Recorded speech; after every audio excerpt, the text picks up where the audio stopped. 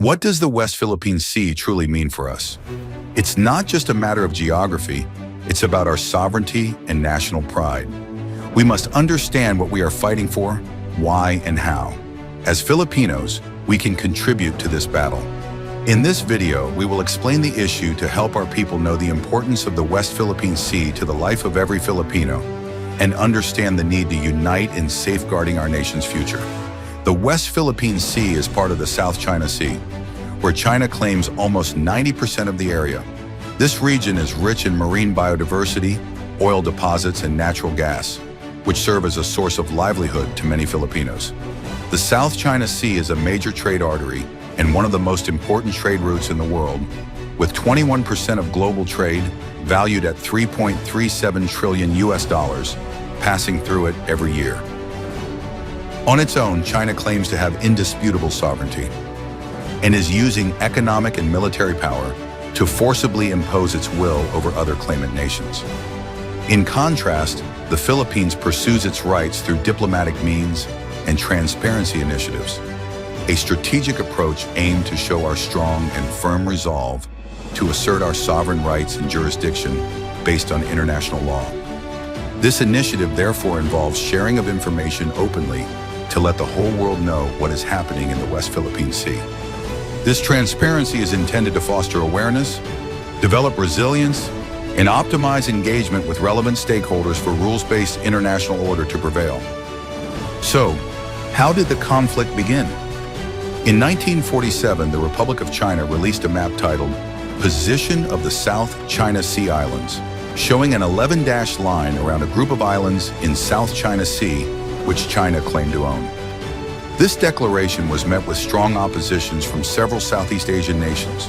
In 1995, China seized Mischief Reef, located 125 nautical miles from Palawan. Initially, China claimed that the construction it was undertaking at the Mischief Reef were facilities that would provide fishermen with temporary shelters during bad weather conditions. Years later, China undertook a massive reclamation program, building one of China's largest fully militarized artificial islands, which is equipped with anti-ship and anti-aircraft missile systems, laser and jamming equipment, and fighter jets.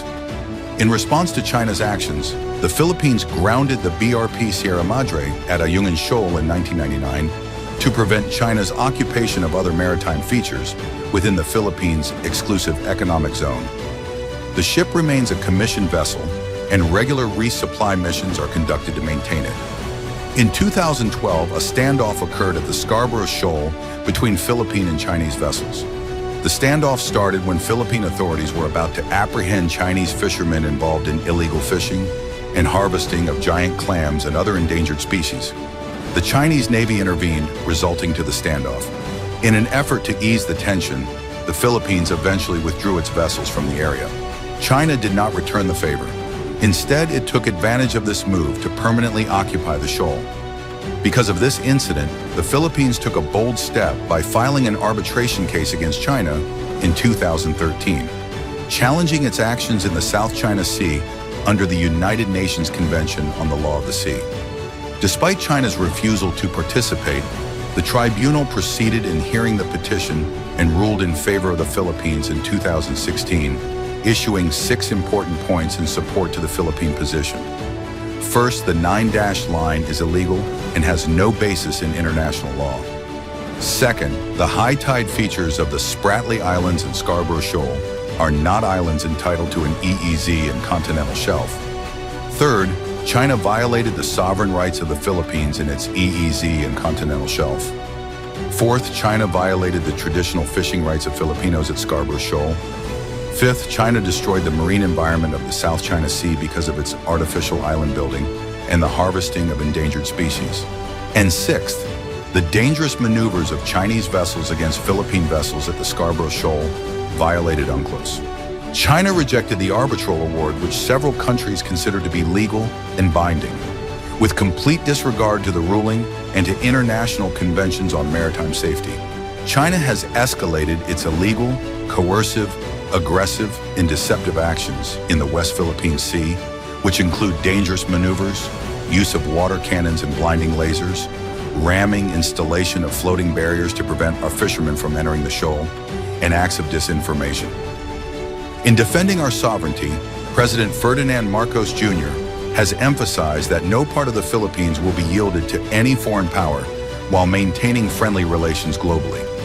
We continuously try to find ways to de-escalate tensions in contested areas with our counterparts without compromising our position and our principles. I know that our neighbors too are doing their best to make this work. The Philippines cannot yield. The Philippines cannot waver. Our stand is guided by the theme, our seas, our rights, our future, emphasizing the importance of our maritime claims and their impact on national security and development. The historical and geographical claims of the Philippines over the South China Sea are well documented, including the 1734 map by Jesuit priest Jose Maria Velarde, which was submitted to the Permanent Court of Arbitration, supporting our position and resulting to the favorable ruling. This map is the first map to give a name to Scarborough, and that name is Panakot. There is no older map from China or from Vietnam or from any other country showing that Scarborough Shoal belongs to them, or Scarborough Shoal is their territory. We have the oldest map. The West Philippine Sea is carved based on the provisions of the United Nations Convention on the Law of the Sea and domestic laws. UNCLOS bestow upon coastal states their exclusive economic zones, extending up to 200 nautical miles from its shore. Our rights is further solidified by the 2016 Arbitral Award and statements of support by other nations. Sinabi ng tribunal na definitely sa Pilipinas yan. At pinakamahalaga dyan actually yung petroleum resources sa Reed Bank. Malinaw yung deklarasyon din ng tribunal na yung Reed Bank ay parte ng jurisdiction, no? Pag-aari, bale, ng Pilipinas. The West Philippine Sea is crucial to the economic development of the country. In 2017, its marine ecosystem, including the continental shelf, was valued at about $1.5 trillion. The West Philippine Sea makes up 40% of the Philippines' maritime area, showing its significant role in the country's waters. It supports the livelihoods of over 318,000 Filipino fisherfolk. In 2022, the West Philippine Sea produced 1.16 million metric tons of fish, valued at $950 million. Studies conducted revealed the huge deposit of oil and natural gas in the West Philippine Sea. These numbers highlight the WPS's vital importance to the Philippine economy and food security of the present and future generations. Relatively speaking, no, talagang pag dumami yung supply natin, bababa yung presyo, di ba? Supply and demand yun. Kaya nga, kailangan yung supply na nangyagaling sa West Philippine Sea, hindi makulang, no? The armed forces of the Philippines and other uniformed services of the country continue to develop its capabilities to defend the nation's sovereignty and territorial integrity. In terms of territorial defense, we presented to the President our updated plan for our territorial defense Bantay Kalayaan. Nakita niya na very holistic yung ating approach. Hindi lang po kasi tayo nakatingin sa labas ng ating bansa, pero nakatingin din po tayo sa loob. The country and the armed forces of the Philippines derive its strength from the unity of the Filipino people.